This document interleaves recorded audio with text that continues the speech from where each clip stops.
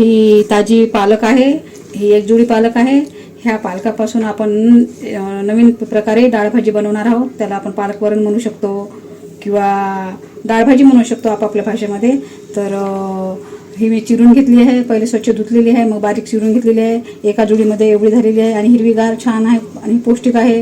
डोळ्यासाठी आरोग्यासाठी पालक आपण नेहमी जेवणात घेतो. तर आपण आता याच्यापासून एक वेगळ्या प्रकारची डाळ भाजी आपण तयार करूयात. ही डाळ आहे कुकरमध्ये शिजवलेली 3 शिट्ट्यामध्ये. याच्यामध्ये 2 प्रकारची डाळ आहे, एक तुरीची आणि चण्याची. मला खरं तर चण्याच्या डाळीची डाळ भाजी जास्त आवडते आणि खूप काही शिजू नाही दिली मऊ आपण जसं फिक्कं वरण बनवतो ते एकदमच तसं नाही, डाळी आपल्याला लागली पाहिजे.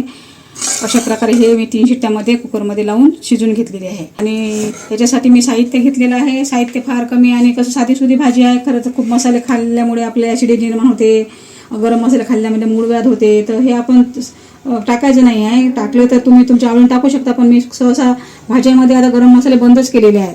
तर त्याच्यामुळे मी घेतलेलं आहे आता हे साहित्य. चिमूटभर हळद घेतली आहे आपण, अर्धा चम्मच स्वादानुसार मीठ घेतलेलं आहे, धनेपूड घेतला आहे आणि आपल्या आवडीनुसार तिखट घेतलेलं आहे.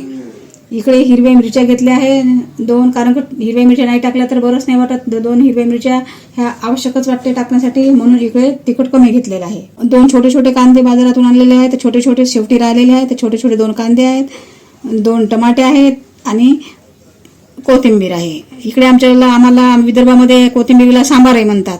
तर आपण सांबाराचा अर्थ असा समजतो की इडलीसोबत सांबार खातो तर तो नाही आहे, हा कोथिंबीर आहे ही. तर अशा प्रकारे आपण डाळ भाजी करायला घेऊयात. वेगळ्या पद्धतीची आहे, थोडी साधी सिंपल आहे, काहीच जास्त लागत नाही. गरीब वर्गही करू शकतो, मध्यम वर्गही करू शकतो आणि ज्यांच्याकडे खूप सारं आहे ते तर काही टाकून सुद्धा मसाले वगैरे टाकून त्याला अजून चांगलं बनवू शकतात. तर आपण करायला घेऊयात पालकाची डाळ भाजी वेगळ्या पद्धतीने. गॅस पेटवून गंज ठेवलेला आहे, गंज गरम होऊ देऊयात. गंज गरम झालेला आहे. याच्यामध्ये आपण किती भाजीची क्वांटिटी आहे त्यानुसार आपण तेल टाकू शकतो. मी 1.5 डवला तेल टाकलेलं आहे. याच्यामध्ये बघू शकता तुम्ही, सोयाबीन ऑइल आहे. याच्यामध्ये आपण मोहरी टाकूयात, त्यात आपण जिरं टाकूयात आणि थोडंसं हिंग टाकूयात. हिंग ऑप्शन आहे, तुम्हाला असेल तर टाका, आवडत असेल तर. आता आपण याच्यामध्ये कांदा टाकूया, याच्यातच हिरवी मिरची टाकूया कारण हिरवी मिरची लवकर झालेली पाहिजे. कांदा आणि मिरची टाकलेली आहे. याला आता 2 मिनिटं आपण मऊ होऊ देऊयात. थोडं 2 मिनिट आपण ठेवून 2 मिनिट झालेले आहे. कांदा आणि मिरची पाहूयात.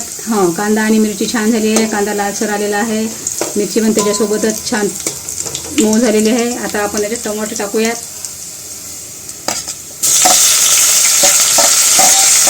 टोमॅटोला सुद्धा आपण 2 मिनिट चांगलं शिजवून घेऊयात, मऊ झाले पाहिजे तोपर्यंत आपण 2 मिनिट झाकून ठेवूया.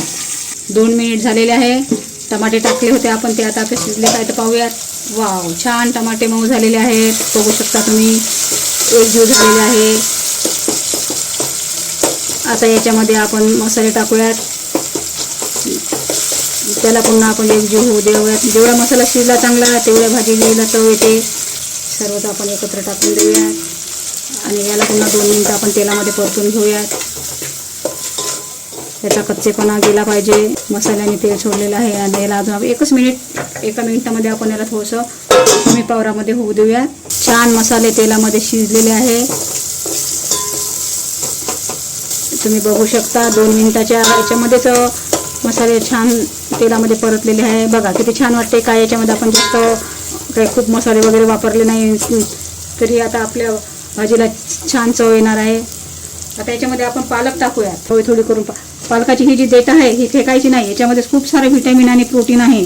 या देठा मी काहीच जाऊ देत नाही वाया. याच्यातलं थोडं काटा काढून टाकते आणि पूर्ण वापरायला घेते. सडलं असेल किंवा काही असेल तेव्हा तेच काढून टाकते. बघू शकता तुम्ही, मी सर्व याच्यामध्ये बघू शकता. हे बघा, आणि बारीक बारीक चिरायचं हे बघा. आणि इतके कोवडे गोळे आहेत की बारीक होऊन जातात लहान मुलांना. आपल्यालाही सुद्धा खूप उपयोगात आहे पालकामुळे आपल्या शरीरातलं रक्त वाढण्यास मदत होते. आता हे आपण परतून घेऊयात आणि याला आपण छान मऊ शिजू देऊयात. मऊ शिजले की याच्यामध्ये आपण डाळ टाकूयात. आता थोडं झाकून ठेवूयात आपण 2 मिनिट, याला मऊ शिजू देऊ. 2 मिनिट झाले आहे. पालक शिजली काय तर पाहूयात आपण. पालक छान मऊ होत आहे आणि आता हिरवेपणा कसा कायम राहते.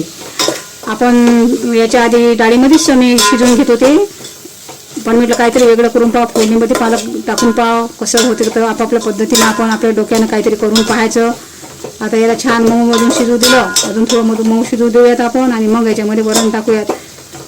याची चव चौथ्या भाजीपेक्षा छान लागते. त्याच्यामध्ये पालक हिरवा रंग कमी होतो, त्याच्यामध्ये थोडं झाकून ठेवूयात. थोडा पावर अजून वाळवून याला 2 मिनिटं अजून मऊ होऊ देऊयात. मऊ झाले की मग हे दाताखाली येत नाही, छान त्याच्या कांड्या गुंड्या शिजून जातात. आपल्याकडे कोणी आता म्हातारं वगैरे असलं काही असलं तर दातामध्ये घुसते, तर त्यांना त्रास होते. सर्वांनाच त्रास नाही झाला पाहिजे अशा प्रकारे आपण डिश बनवली पाहिजे आपल्या घरातल्या वयोगटानुसार. 2 मिनिटं झाकून ठेवूयात. 2 मिनिट झालेले आहेत.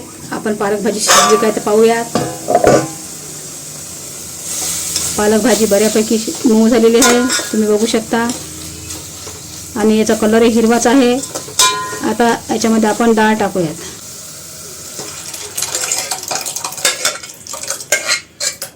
चांगलं फिरवून घेऊयात. आपल्याला किती पाहिजे त्याची क्वांटिटी, त्याच्या आपल्या पाणी आपण याच्यामध्ये टाकू शकतो. पावर मोठा करूयात. बघा पालक भाजी छान शिजलेली आहे आणि कलरही छान आलेला आहे. हिरवी पालक आणि पिवळी डाळ छान दिसत आहेत. अजून थोडं पाणी टाकते कारण याच्यामध्ये घट्ट झालेलं आहे आणि शिजल्यावरही थोड्या प्रमाणात घट्टच येते. आता आपले हे डाळ पालक झालेली आहे तयार, पूर्णपणे प्रोसिजर तयार झाली आहे. आता याच्यामध्ये आपण कोथिंबीर टाकूयात आणि झाकून ठेवून 2 उकळ्या काढूयात. फिरवून घेऊयात एकदा अजून आणि झाकण काढून चांगला दणदणीत 1 उकळी काढूयात आणि आपला गॅस बंद करूयात. 3-4 मिनिट झालेले आहे. पॉवर फुल गेलेला आहे, त्याच्यामध्ये छान उकळी आली आहे आपल्या डाळ भाजीला. तुम्ही बघू शकता पालक कशी वरवर नाचत आहे. पहा, हिरवीगार पालक दिसत आहे. त्याचा हिरवेपणा आपण जेव्हा डाळीमध्ये पालक शिजवतो कुकरमध्ये तेव्हा राहत नाही. बघू शकता तुम्ही छान आणि घट्टपणा आलेला आहे. तर अशा प्रकारे ही आपली पालकाची डाळ भाजी तयार झालेली आहे. छान उकळी पण आली आहे. आता मी झाकण ठेवून गॅस बंद करते. आपली डाळ भाजी आता खाण्यासाठी तयार झालेली आहे. आपण या डिशमध्ये काढून घेऊयात. बघू शकता तुम्ही छान कलर आलेला आहे, घट्टसरपणा सुद्धा आलेला आहे. याच्यामध्ये आपण फोडणीमध्ये हिंग वापरला, तर हिंग वापरण्याचे फायदे पण खूप छान आहे. जे पोटाचे विकार असतात ते आपले हिंगामुळे कमी होतात, पचन होते. आपल्याला सतत पोटदुखी जी होती ती आपली कमी होते हिंगामुळे. तर म्हणून सतत भाजीमध्ये हिंग टाकणं गरजेचं आहे. मी टाकते, तुम्ही पण टाकून बघा टाकत नसाल, आणि चव पण छान येते. तर ही आपली आता खाण्यासाठी तयार झालेली आहे. बघू शकता वरण वेगळ्या पद्धतीने केलेलं तुम्ही पण करू शकता. अशी साधी सोपी डाळ भाजी तुम्ही पण करून पहा आणि मला सांगा कशी झाली ती. भेटूया पुढच्या व्हिडिओमध्ये.